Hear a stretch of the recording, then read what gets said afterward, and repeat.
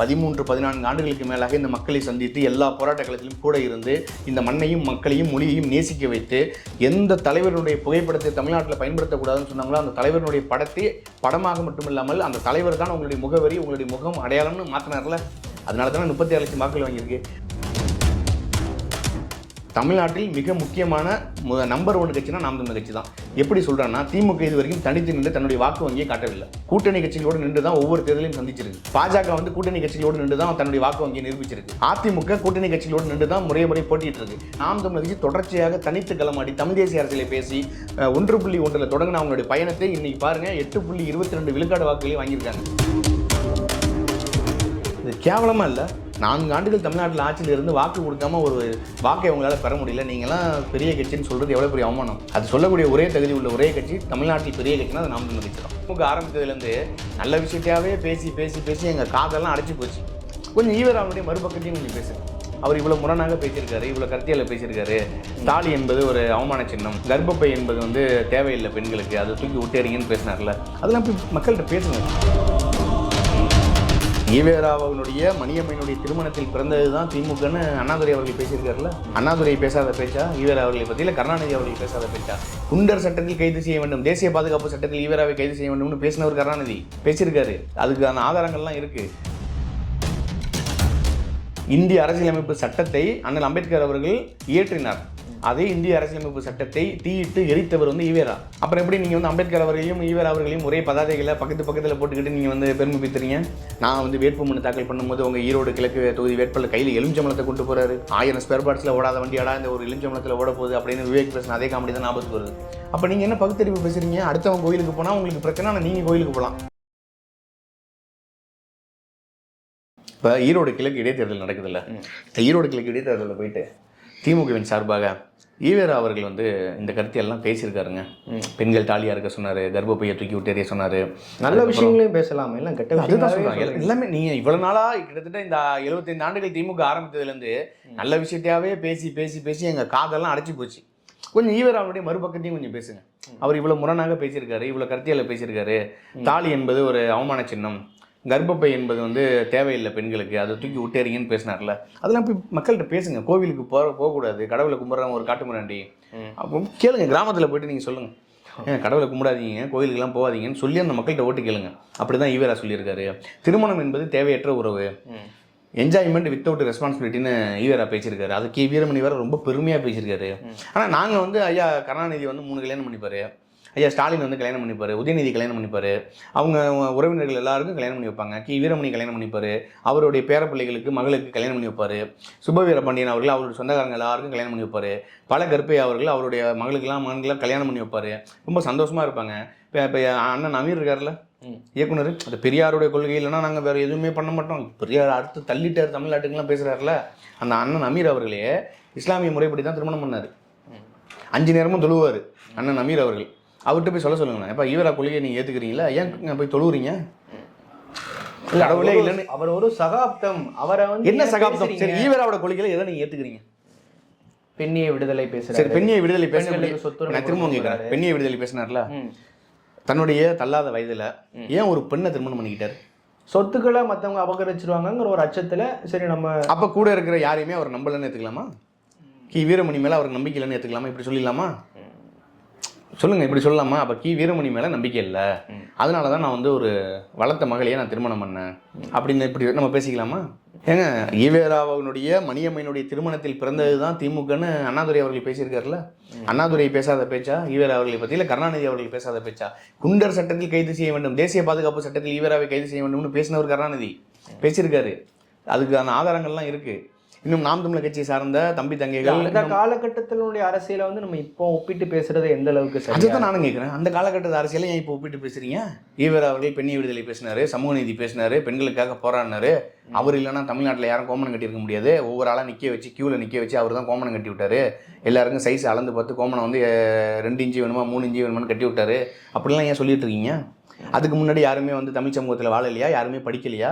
ஏங்க நான் என்ன கேட்குறேன், ஈவேராவன் பிறப்பதற்கு முன்பாக பிறந்தவரா திருவள்ளுவர்கள், அதுக்கு பின்னால் பிறந்த அவர் ஈவேரா அவர்கள் எழுச்சி பெற்ற காலகட்டத்துக்கு முன்னாடி நம்ம பார்க்கணும்ல, ஆங்கிலேயர்கள் நம்ம அடக்கப்பட்டு இருந்தோம், நமக்கு கல்வி மறுக்க, ஆங்கிலேயர்கள் அடக்கப்பட்டது ஒரு தமிழ் சமூகம் விழிப்புணர்வு அடைஞ்சது. இவர் ஆங்கிலேயருக்கு எதிராக போராடினாரா ஈவேரா?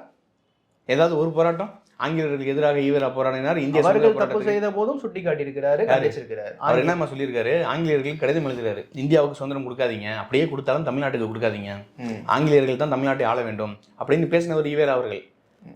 இந்திய அரசியலமைப்பு சட்டத்தை அண்ணல் அம்பேத்கர் அவர்கள் இயற்றினார். அதே இந்திய அரசியலமைப்பு சட்டத்தை தீயிட்டு எரித்தவர் வந்து ஈவேரா.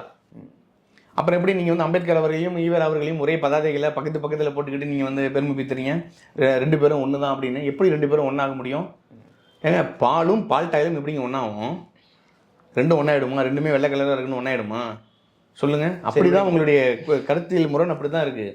நாங்கள் அம்பேத்கர் அவர்களை ஏற்கிறோம். அம்பேத்கர் அவர்கள் ஒரு குறிப்பிட்ட சமூகத்தினுடைய தலைவர் அல்ல, ஒட்டுமொத்த இந்தியாவில் இருக்கக்கூடிய அனைத்து உயிர்களுக்குமான ஒரு தலைவராக நாங்கள் அம்பேத்கரை பார்க்குறோம். ஏன்னா இந்திய அரசியலமைப்பு சட்டத்தை இயற்றினார், அவரை நாங்கள் போற்றுறோம், வணங்குறோம், மிகப்பெரிய ஒரு மேதை. அந்த மேதையை வந்து இந்த சாக்கடையோட கொண்டு போய் சேர்க்குறீங்களா? அதுதான் எங்களுக்கு வலிக்குதுங்கிறேன்.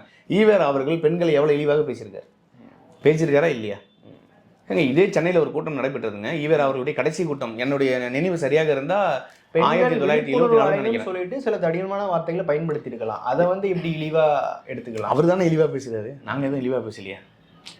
இப்போ நான் இருக்கேன், நான் ஒரு பொண்ணை போய் திட்டுறேன் அப்படின்னு தப்பா போய் திட்டா ஏற்றுப்பீங்களா? உன்னோட நல்லது அப்பா ஸ்தானத்தில் இருக்கிறாரு. யார் அப்பா ஸ்தானத்தில் இருந்து வளர்த்த மகளை கல்யாணம் பண்ணிட்டாரு, அதெல்லாம் தப்பா தெரியல. அந்த திருமணத்தை கூட நீங்கள் விடுங்க, அது அவங்களுடைய தனிப்பட்ட வாழ்க்கை முறை, அதில் நம்ம வந்து தலையிட வேணாம். அவருடைய பொது வாழ்க்கைக்குள்ளே வருவோம். பொது வாழ்க்கைகள் எத்தனை இடங்களில் பெண்களை வந்து தவறாக பேசியிருக்காரு, தவறான வழிகாட்டுதல் பண்ணியிருக்காரு. நல்லா படிங்க, கல்லூரிக்கு போங்க, பள்ளிக்கூடங்களுக்கு போங்க, படித்து பட்டம் வாங்குங்க, வேலைக்கு செல்லுங்கள் அப்படின்னு சொல்லியிருக்கணும். அப்படி தானே நீ சொல்லியிருக்கணும். கிராப் வெட்டிக்கோ, கர்ப்பப்பையை தூக்கி விட்டேறி, தாலி உனக்கு தேவையில்லை, உனக்கு கணவனை தாண்டி நீ இன்னொருத்தனோட வந்து தொடர்பு இல்லை உடல் வச்சுக்கிட்டா கூட தப்பு இல்லைன்னு பேசினவர் எப்படிங்க நீங்கள் தலைவனாக எடுத்துக்கிறீங்க? ஒரு தலைவனுடைய கொள்கை உங்களுக்கு பிடிச்சிருந்தா மட்டும்தானே அவர் தலைவனாக எடுத்துக்க முடியும். ஏங்க ஒரு தலைவலை இலையை விரித்து 6 வகையான அறுசுவை உணவுகளை வைத்து கொஞ்சோண்டு மலத்தை கொண்டு வந்து அதில் வச்சிங்கன்னா நீங்கள் பக்கத்தில் உட்காந்து சாப்பிடுவீங்களா? சாப்பிட முடியுமா? முடியாது. அப்படியே ஈவேரா அவர்களுடைய நல்லதை மட்டும் நாங்கள் மக்கள்கிட்ட கொண்டு போய் சொல்கிறோம், நல்லதை மட்டும் மக்கள்கிட்ட கொண்டு போய் சொல்கிறோன்னு நீங்கள் கெட்டதை எல்லாத்தையும் மறைச்சிட்டீங்களே. இப்போ நான் என்ன கேட்குறேன், அனைத்து தலைவர்களுடைய எழுத்துக்களும் அவர்கள் எழுதிய புத்தகங்களும் அவர்களுடைய பேச்சுக்களும் அரசுடைமை ஆக்கப்பட்டிருக்குல்ல? ஏன் ஈவேராவுடைய பேச்சுக்களும் எழுத்துக்களும் அரசுடைமை ஆக்கப்படலை? ஆக்கியிருந்தா அவர் பேசின எல்லாமே அடுத்த தலைமுறையினர் வந்து படிச்சுட்டான்னு வச்சுக்க, ஓ இவ்வளோ கேவலமாக இந்த மனுஷன் பேசியிருக்கானப்பா, இது தெரியாமல் நம்ம ரொம்ப நாளாக இந்த பையன் பின்னாடி சுற்றிட்டோமே, இந்த ஆளு பின்னாடியே சுற்றிட்டோமே அவங்க நினச்சிட்டாங்கன்னா அதற்காக தான் நீங்கள் அரசுடைமை ஆக்கல. அப்போ தொடர்ச்சியாக இந்த தமிழ் சமூகத்தை நீங்கள் என்ன பண்ணுறீங்க, தமிழே காட்டு மிராண்டி மொழின்னு சொல்கிறாருங்க. ஆனால் ஆரியர்கள் என்ன சொல்கிறாங்க, நீசபாசின்னு சொல்கிறாங்க. உங்கள் ரெண்டு பேருக்கு என்ன வித்தியாசம்? நீங்களே சொல்கிறீங்க இவர் சாதியை ஒழிச்சாருன்னு எல்லாம் பேசுகிறாங்களே. ஏங்க நீங்கள் ராஜாஜியோட ரொம்ப நெருக்கமாக இருக்கீங்க அப்படின்னு கேட்டதுக்கு அவரும் ஒரு கன்னடியன், நானும் ஒரு கன்னடியன், அந்த பாசத்தால் கூட இருக்கலாம்னு பேசினவர் தானே ஈவேரா. அப்போ எங்கே போச்சு சாதிய உணர்வு? இங்கே ஈவேராவினுடைய கொள்கையை ஏற்றுக்கொண்டு திமுகவில் இருக்கக்கூடிய KN நேரு அவர்கள் ஏன் சாதிய மாநாட்டில் போய் கலந்துக்கிறாரு? KKSSR அவர்கள் ஏன் சாதிய மாநாட்டில் போய் கலந்துக்கிறாரு? இல்லை திமுக அதை அங்கீகரிக்கல, தங்களுடைய அமைச்சர்களையும் கண்டிச்சிருக்கிறாங்க இல்லையா? என்ன கண்டிச்சாங்க? மறைமுகமாக கூட கண்டிச்சிருக்கலாம். கூப்பிட்டு வச்சு மறைமுகமா வாங்க இனிமேல் பொது வெளியில் போய் பேசுங்க, ஆனால் கேமரா முன்னாடி பேசுறாதீங்க அப்படின்னா நீங்கள் ஒரு அமைச்சர் இந்த திமுக கண்டிச்சிருக்கா?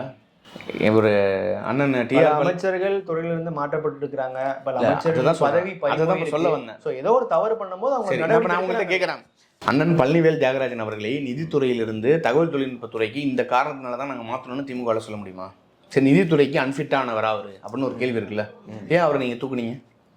அந்த 30,000 கோடி அந்த ஆடியோ கட்சிக்குள்ள நடந்த கட்சி உள்கட்சி ஆவடி நாசர் அவரையும் பதவியிலேருந்து தூக்குனீங்க, துறை ரீதியிலான சில பிரச்சனை வந்தாலும் அவர் தூக்குனீங்க. ஏன் இவர் KN நேரு இது வரைக்கும் எந்த சர்ச்சையிலையும் சிக்கலையா? லிஸ்ட்டு போட்டுமா? இல்லை அமைச்சர் சேகர் பாபு எந்த சர்ச்சையிலையும் சிக்கலையா? நான் இன்னொன்று கேட்குறேங்க, கலப்பு திருமணம் செய்து கொண்டால் திமுக ஊக்கப்படுத்தி தொகை கொடுக்குதா இல்லையா? ஆமாம். அந்த திமுகவில் இருக்கக்கூடிய ஒரு அமைச்சர் தானே சேகர் பாபு அவர்கள், இந்து அறநிலைத்துறை அமைச்சராக இருக்காருல்ல. அவருடைய மகள் ஒரு சமூகத்தை சார்ந்த ஒரு பையனை காதலித்து திருமணம் பண்ணிக்கிட்டாங்கிறதுக்காக அவர், நான் சொல்லலை, சேகர் பாபு அவர்களுடைய மகளே ஒரு வீடியோ வெளியிட்டாங்களா, எங்கள் அப்பாவால் எங்களுக்கு ஆபத்து இருக்குது, எங்கள் உயிரை நீங்கள் தான் பாதுகாக்கணும், எங்களை மிரட்டுறாங்க சொன்னாங்களா இல்லையா? அப்போ ஸ்டாலின் ஐயா அவர்கள் என்ன நம்ம பண்ணியிருக்கணும், நம்ம சமூக நீதி பேசக்கூடிய கட்சி, நம்ம வந்து கலப்பு திருமணம் செஞ்சுக்கிட்டால் ஊக்கத்தொகை பணம்லாம் கொடுக்குறோன்னு சொல்லியிருக்கோம், நீ இங்கே வா உனக்கு அந்த ஊக்கத்தொகையை நான் கொடுக்குறேன், உங்கள் பொண்ணை வந்து நீங்கள் டிஸ்டர்ப் பண்ணக்கூடாதுன்னு சொல்லியிருக்கணுமா? சொல்லியிருக்கக்கூடாதா? ஏன் சொல்லலை? இப்போ இந்த கேள்விகள் இருக்குல்ல, இப்போ மற்ற பெண்கள் வந்து தாலி அணிந்தா அந்த தாலியை வந்து நான் அறுத்து விட்டேறினோன்னு வீரமணி வந்து தாலி அறுப்பு போராட்டம் பண்ணாரா பண்ணலையா? விருப்பப்பட்ட பெண்கள் பண்ணிக்கிட்டாங்க, அவ்வளவுதான். விருப்பப்பட்ட பெண்கள் பண்ணல, பெண்களுடைய விருப்பம் இருக்கு இல்லையா? பெண்களுடைய விருப்பப்பட்டு அவங்க பண்ணல. நான் அவங்க அந்த பெண்கள் வந்து சொன்னாங்களா என் தாலியை நீங்க அருகுன்னு சொல்லியிருந்தா அந்த பெண்கள் விருப்பப்பட்டு தாலியை கட்டியிருக்கவே மாட்டாங்களே. நீங்க ஏன் கூப்பிட்டு மேடையில் வச்சு தாலியா இருக்கிறீங்க? கோயிலுக்கு போகாதீங்கன்னு சொல்றீங்கல்ல. டே அம்மையார் துர்கா ஸ்டாலின் போயிட்டு நம்ம கோயிலுக்கெல்லாம் போறீங்க, ஐயா ஸ்டாலின் அவர்களே உங்களுக்கு எவ்வளோ மட்டும் நாங்கள் கொடுக்குறோம், பெரிய ரெஸ்டிங்கள் நாங்களாம், நீங்கள் அம்மா வந்து கோயிலுக்கு போகிறாங்க அதெல்லாம் போக வேணாம்னு சொல்லுங்கள், சபரீசன் அவர்கள் கோயிலுக்கு போகிறாரு வேணாம்னு சொல்லுங்கள், துணை முதல்வராக உதயநிதி அவர்கள் பதவி ஏற்பதற்கு நல்ல நாள் பார்த்து நட்சத்திரம் பார்த்து பதவி ஏற்கிறாரு. அவர் அமைச்சராக பதவி ஏற்கும்போது திருவாரூர் கோயிலேருந்து தீர்த்தம் கொண்டு வந்தெல்லாம் பதவி ஏற்கிறீங்க. நீங்கள் வேற வந்து கையில் ஒரு ஸ்டிக்கு வச்சுருக்கீங்க. அந்த ஸ்டிக்கு வந்து பார்த்தீங்கன்னா இந்த மரம் இந்த கழுத்தில் கூட ஒரு மாலையில் கருங்காலி குச்சி வந்து கையில் வச்சுருக்கீங்க. இதெல்லாம் பகுத்தறிவா? நான் வந்து வேட்புமனு தாக்கல் பண்ணும்போது உங்கள் ஈரோடு கிழக்கு தொகுதி வேட்பாளர் கையில் எலுமிச்சம்பழத்தை கொண்டு போகிறாரு. 1000 ஸ்பேர் பார்ட்ஸில் ஓடாத வண்டியாடா இந்த ஒரு எலுமிச்சம்பழத்தில் ஓட போகுது அப்படின்னு விவேக் பேசின அதே காமெடி தான் ஞாபகத்துக்கு வருது. இத்தனை மக்கள் ஓட்டு போட்டு தேர்ந்தெடுக்க முடியாத ஒரு எம்எல்ஏவை இவர் கையில் இருக்கிற எலுமிச்சம்பழம் தேர்ந்தெடுத்துருமா? அது இதே பிடிஆர் பழனிவேல் தியாகராஜன் அவர்கள் சொல்லியிருக்காரு. திமுகவில் வேட்புமனு வரும்போது ஒரு குறிப்பிட்ட நாளில் 4 நட்சத்திரம்லாம் பார்த்து இன்றைக்கி சுப முகூர்த்த தினம், இன்றைக்கி முகூர்த்தம் நல்லா இருக்குன்னு சொல்லி நீங்கள் நல்ல நாள்னு சொல்லி 90 விழுக்காடு விருப்ப மனுக்கள் ஏற்றுக்கொள்ளப்பட்டது அப்படின்னு சொன்னாரா இல்லையா? நான் சொல்லல, அவர் தான் சொல்லியிருக்காரு. அப்போ நீங்கள் என்ன பகுத்தறிவு பேசுகிறீங்க? அடுத்தவங்க கோயிலுக்கு போனால் உங்களுக்கு பிரச்சனை, ஆனால் நீங்கள் கோயிலுக்கு போகலாம். இதுதானே இங்கே இருக்கக்கூடிய பிரச்சனையாக இருக்குது. அப்போ தமிழர்களை தொடர்ச்சியாக திட்டமிட்டு ஏமாற்றி கொண்டே இருக்கீங்க. ஸோ சமீபத்தில் பார்த்தோம் அப்படின்னா நாம் தமிழர் கட்சியிலிருந்து சுமார் 3000 பேர் விலகி முதலமைச்சர் மு.க. ஸ்டாலின் தலைமையில் சென்னையில் வந்து இணைஞ்சிருக்கிறாங்க. நாம் தமிழர் கூடாரமே காலி ஆயிடுச்சு, நாம் தமிழர் இனி அவ்வளவுதான், நாம் தமிழர் கட்சியில் இருந்த மாவட்ட செயலாளர்கள் மாவட்ட தலைவர்கள் எல்லாருமே ஒட்டுமொத்தமாக கொண்டு வந்த ராஜீவ்காந்தி நாம் தமிழர் கட்சியில இருந்து திமுகவில் இணைச்சிட்டார் அப்படிங்கிற மாதிரி செய்திகள் வெளியிருந்துச்சு. ஸோ நாம் தமிழர் இனி எதிர்காலம் அவ்வளவுதானா? சரி, அந்த நாம் தமிழர் கட்சியில் இணைஞ்ச அந்த 3000 பேர் இருக்காங்களே, அவங்க பேசின காணொலிகளை மட்டும் காட்டுறேன். அதை மட்டும் கொஞ்சம் நீங்கள் கோச்சிக்காமல் உங்கள் சேனலில் ஒளிபரப்பு பண்ணிட்டீங்கன்னா நல்லா இருக்கும்னு நினைக்கிறேன். ஒரு சின்ன ஷார்ட்ஸ் தான் பார்த்துங்க. இருந்தீங்களா அந்த உறுப்பினர் உங்களால காமிக்க முடியுமா? அதெல்லாம் வீட்டில் இருக்கு. எடுத்து வரலீங்களா? நாம் தமிழர் கட்சியில் நீங்கள் என்ன பொறுப்பில் இருந்தீங்க? நான் வந்து செயலாளர், டிவிஷன் செயலாளர் பகுதி செயலாளர் வருது.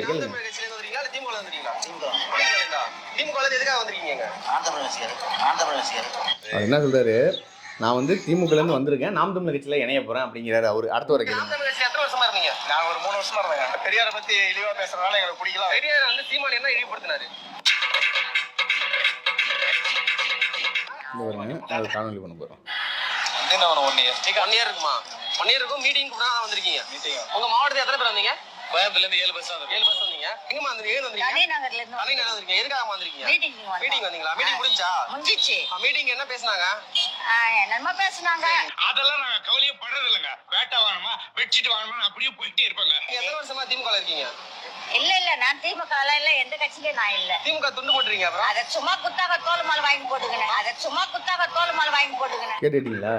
இப்படிதான் ஒவ்வொருத்தவர்களுமே என்ன சொல்றாங்கன்னா அந்த காணொலியில, நாம் தமிழர் கட்சியா, அந்த கட்சியெல்லாம் நான் இல்லையே, மீட்டிங்னு கூப்பிட்டாங்க வந்தேன். யாருமா கூப்பிட்டா? எங்க ஏரியால ஒரு தலைவி இருக்காங்க, அவங்க கூப்பிட்டாங்க வந்தேன். எவ்வளவு காசு தராங்க? 300 ரூபாய். எங்கேருந்து வரீங்க? தருமபுரில இருந்து வரோம். சாப்பாடு கொடுத்தாங்களா? இல்லை, சாப்பாடுக்குன்னு வெயிட் பண்ணிட்டு இருக்கோம். இன்னொருத்தர் பெரியவர் சொல்றாரு, நீங்க நாம் தமிழர் இருந்தீங்களா? ஆமா இருந்தேன். உறுப்பினர் லெட்டர் இருக்கா? என்கிட்ட உறுப்பினர் லெட்டர் இல்லை. அப்புறம் எப்படி நாம் தமிழர் இருந்தீங்க? அவங்க அப்படி சொல்ல சொன்னாங்க. அந்த காணொலியும் இருக்கு. நீங்க எங்கேருந்து வந்தீங்க? நான் இங்கேருந்து வந்திருக்கேன். ஏன் வந்தீங்க? ஏதோ பெரியாரை வந்து சீமான் பேசிட்டாரு. என்ன பேசினார் சொல்லுங்கன்னா தெரியல. அப்ப நீங்க காசு கொடுத்து ஆளு பிடிச்சி, உன் பேர் என்ன? என் பேர் வந்து டேவிட், இனிமே உன் பேர் டிராவிட் அப்படின்னு சொல்லிட்டு கிரிக்கெட் விளையாடுறதுக்கு வந்து சத்யராஜ் அவர்களும் வடிவேல் அவர்களும் போயிட்டு ஆள் பிடிப்பாங்க. மிகப்பெரிய கட்சி ஸ்டாலின் அவர்கள் இப்படி இது வரைக்கும் நாம் தமிழர் கட்சியை ரெகக்னைஸ் பண்ணதே கிடையாது எந்த ஒரு சூழல்லையுமே. இப்ப முதல் முறையா ஒரு கட்சி இணைப்பு விழா அப்படிங்கறது நாம் தமிழர் கட்சி ரெகக்னைஸ் பண்ற இடத்துக்கு வந்துட்டார்ல. ஸ்டாலின் அவர்கள் நாம் தமிழர் கட்சியை ரெகக்னைஸ் பண்ற இடத்துக்கு வந்துட்டார்ல, வர வைத்தார்ல சீமான். நான் என்ன கேட்கறேன், இப்படி ஆளு பிடிச்சிட்டு கொண்டு வந்து உட்கார வச்சிருக்கீங்களா? நான் என்ன சொல்றேன், நாம் தமிழர் கட்சியை சார்ந்த யாருமே அங்க போய் இணையலாம் சொல்லல. போயிருக்காங்க, ஒரு 25-30 பேர் போயிருக்காங்க. நிர்வாகிகள் அப்புறம் போயிருக்காங்க நிர்வாகிகள் போயிருக்காங்க. அவங்க வந்து நாம் தமிழர் கட்சியில அதிருப்தி ஏற்பட்டு வெளியே போனவங்க நிர்வாகிகள் இருக்காங்க. ஆனா 3500 பேர் நீங்க எப்படி வந்து தலையை வச்சு நின்னீங்க? அப்படின்ற ஒரு கேள்வி இருக்கு. இந்த அண்டா இருக்கார் ஒருத்தர், அவர் பதிவு போடுறாரு 4500 பேர் நாம் தமிழர் கட்சியிலேருந்து வந்து இணைய போறாங்க அப்படின்னு பதிவு போடுறாரு. வாங்குற 200 ரூபா சம்பளத்துக்கு இவ்வளவு முட்டு கொடுக்கலாமான்னு ஒரு கேள்வி இருக்கு, முதல் கேள்வி. இப்போ நான் ரெண்டாவது என்ன கேட்குறேன், நாம் தமிழர் கட்சியே இது வரைக்கும் எங்கேயுமே அங்கீகரிப்பு பண்ணாத முதல்வர் அவர்கள் இன்னைக்கு அங்கீகரிப்பு பண்ணிட்டாரா? மக்களுடைய பிரச்சனைக்கு எந்த இடத்துக்கு வேங்க வயலில் போய் அந்த மக்களை சந்தித்தாரா முதல்வர்? சந்திச்சாரா? இல்லை. பரந்தூர் விமான நிலையத்துக்கு அந்த மக்கள் போய் அந்த மக்கள் அங்கே போராட்டம் பண்ணுறாங்க, நீங்கள் போராடாதீங்க, நான் மத்திய அரசுகிட்ட ப்ரெஷர் பண்ணி நான் அதை வந்து நிப்பாட்டுறேன்னு சொல்லி பேசினாரா? டங்ஷன் போராட்டத்துக்கு அந்த மக்கள் போராடினாங்களா? அந்த மக்களை போய் சந்திச்சாரா? நடவடிக்கை எடுத்திருக்காரு இல்லையா? டங்ஷன் போராட்டம் இப்போ நீங்க ரத்து செய்யப்பட்டிருக்கு. தமிழகத்தினுடைய பங்கும் இல்லை. நான் என்ன கேட்குறேன், டங்ஷன் போராட்டம் வந்து ஏலம் கொடுக்கும்போது முதல்வர் என்ன பண்ணிட்டு இருந்தாரு? மிச்சர் சாப்பிட்டு இருந்தாரா? அப்பயே தடுத்து நிப்பாட்டி இருக்கலாமே.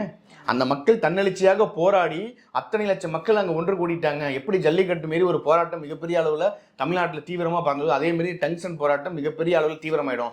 மதுரை மக்கள் வந்து சும்மா கிடையாது. போராட்டம்னா சும்மா வந்துட்டு காலையில் வந்துட்டு சாயந்தரம் அப்படி போகிறவங்கலாம் கிடையாது. களத்தில் இறங்கி உயிரை கொடுத்து போராடுவாங்க. அப்படி இவங்க போராட ஆரம்பிச்சிட்டாங்கன்னா நம்ம ஆட்சிக்கு ஆபத்துன்னு சொல்லி அதுக்கப்புறமா அந்த கிராமத்தை சார்ந்தவங்க நிறைய பேர் வந்து டெல்லிக்கு பயணம் இருக்காங்க. அங்கே இருக்கக்கூடிய மத்திய அமைச்சர்களை பார்த்துருக்காங்க, அவங்க கிட்ட கடிதம் கொடுத்துருக்காங்க. திமுக என்ன நடவடிக்கை எடுத்துருச்சுன்னு பெருமை பற்றிட்டு நிற்கிறீங்க? ஏன் இந்த மக்கள் போராடுவதற்கு முன்பாக முதல்வர் மட்டத்தில் நிறைவேற்றிருக்கிறாங்களே, தீர்மானம் நிறைவேற்றிருக்கிறாங்க. நம்ம கேட்பது என்னன்னா, டங்ஸ்டனுடைய அந்த இடத்துக்கு வந்து ஏலம் விடும் போது திமுக அரசு என்ன பண்ணிட்டு இருந்துச்சு? ஏன் வாய் மூடி அமைதியாக இருந்தது? பரந்தூர் மாநிலத்தில் போராடுறாங்களா? ஏன் இது வரைக்கும் ஒரு தடவை கூட? சரி, நான் என்ன கேட்குறேங்க, டங்ஸ்டன் வந்து போராடி பட்டுட்டீங்க, உங்களுக்கு திமுகவுக்கு பார்த்து பாஜக பயந்துருச்சிங்க. அதாவது மாநில அரசை பார்த்து மத்திய அரசு மாநில, ஆமாம் உண்மை அதுதான், போட்டுக்கலாம், ஒன்றும் பிரச்சனை இல்லை. நம்ம போஸ்ட் ஒட்டி ஸ்டிக்கர் ஒட்டிக்கலாம். அப்படி இருக்கும் பட்சத்தில் நீங்கள் சொல்லுங்களா, பரந்தூர் விமான நிலையம் வந்து தடை செய்யப்படும், தமிழ்நாட்டில் இருக்கக்கூடிய அணு உலை வந்து இருக்காது, இனிமேல் அதை நாங்கள் வந்து அப்புறப்படுத்துவோம், மீத்தேன் திட்டம் தமிழ்நாட்டில் இனி நடைபெறாது, விவசாய நிலங்கள் பாதுகாக்கப்பட்ட வேளாண் மண்டலமாக எடப்பாடி பழனிசாமி அவர்கள் அறிவித்தாரா இல்லையா? நீங்கள் எப்படி விவசாய நிலத்தை வந்து கையகப்படுத்தி, அதுவும் டெல்டாவை அவர் அறிவிச்சார், அவர் தமிழ்நாடு முழுக்க அறிவிச்சிருந்தாருன்னா இன்னும் நல்லா இருந்திருக்கும். இனிமேல் தமிழ்நாடு முழுக்க விவசாய நிலங்கள் என்பது பாதுகாக்கப்பட்ட வேளாண் நிலங்கள் அப்படின்னு அறிவிக்க சொல்லுங்கள். மத்திய அரசு தான் உங்களை பார்த்து பயப்படுதா? உங்களை பார்த்தா தான் நடுங்கிறாங்களேங்க. நீங்கள் என்ன சொல்லணும், ஜிஎஸ்டியா? ஜிஎஸ்டிலாம் தமிழ்நாட்டில் நாங்கள் கொடுக்க முடியாதுங்க உங்கள் இஷ்டத்துக்குலாம். நீங்கள் பாட்டுக்கு டோல்கேட் வைப்பீங்க, என் மக்களுடைய வரி பணத்தை உறிஞ்சுவீங்க. நாங்கள் வந்து புயல் நிவாரணம் அப்படின்னு கேட்டால் நாங்கள் 5000 கோடி கேட்டால் நீங்கள் 500 கோடி கொடுப்பீங்க. உங்களுக்கு எதுக்கு நாங்கள் நிதி கொடுக்கணும்னு சொல்லி பேச சொல்லுங்கள். பேசிடுவாங்களா? அவங்க தான் பயப்படுறாங்களேங்க மாநில அரசை பார்த்து. மத்திய அரசு போராட்டம் பண்ணுறாங்க, நாடாளுமன்றத்திலேயே வந்து வெளியே இருந்து போராட்டம் பண்ணுறாங்க. கனிமொழி அவர்கள் பதாக ஏந்தி எதிர்த்து நிற்கிறாங்க. அப்படிங்கும்போது இன்னும் என்ன எதிர்பார்க்குறீங்க? இதுக்கு எனக்கு என்ன எதிர்பார்க்குறேன்னா, அண்ணன் வடிவேல் அவர்களுடைய ஒரு நகைச்சுவை காட்சி தான் ஞாபகத்துக்கு வருது. வேணாம் தெய்வமே வேணாம் அப்படின்ட்டு, தெய்வமே வேணாம், நான் சொல்றதை புரிஞ்சுக்க, இல்லைன்னு வச்சுக்க அப்படின்னு அண்ணன் கோவப்பட்டு பேசுவார்ல.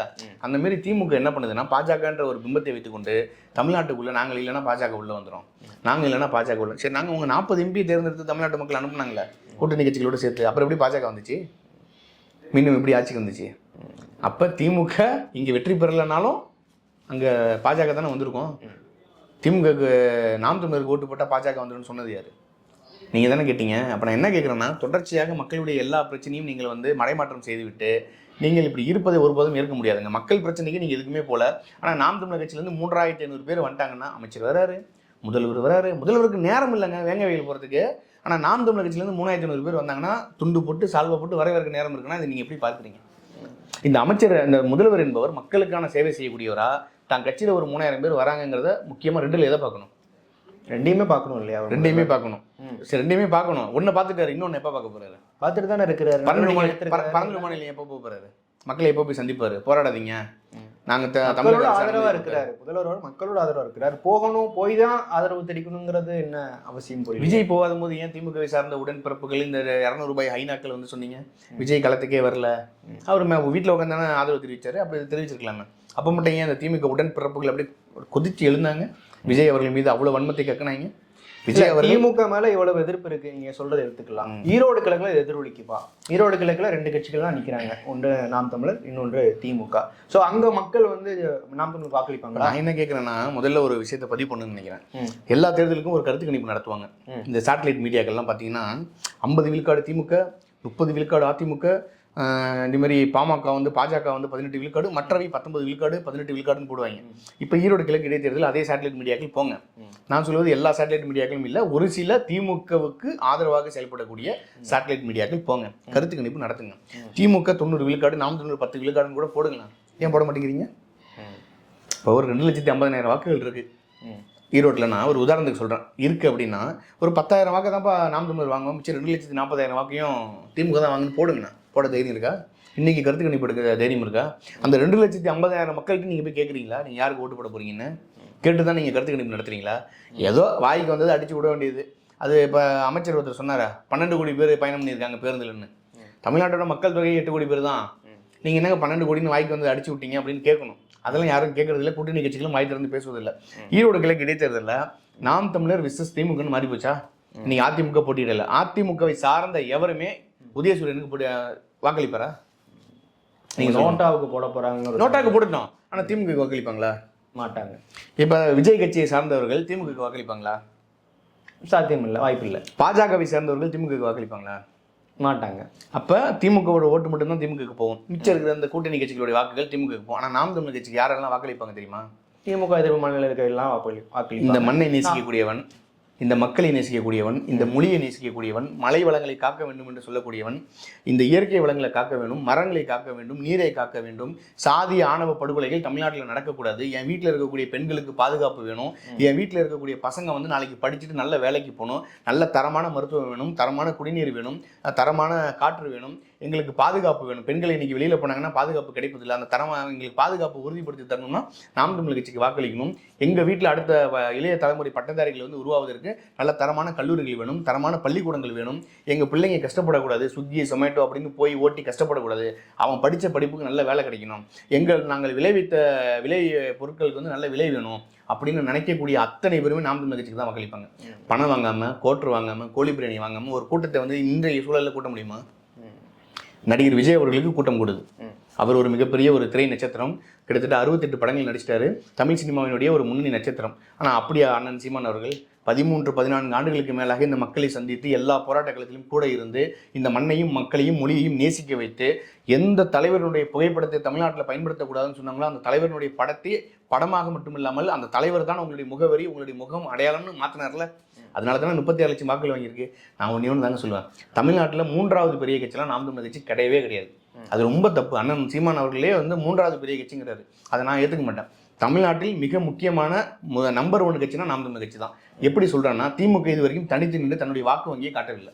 கூட்டணி கட்சிகளோடு நின்று தான் ஒவ்வொரு தேர்தலையும் சந்திச்சிருக்கு. பாஜக வந்து கூட்டணி கட்சிகளோடு நின்று தான் தன்னுடைய வாக்கு வங்கியை நிரூபிச்சிருக்கு. அதிமுக கூட்டணி கட்சிகளோடு நின்று தான் முறை போட்டிட்டு இருக்கு. நீங்கள் சொல்லலாம் அதிமுக வந்து 2016 தனித்து தான் நின்றுச்சுன்னு.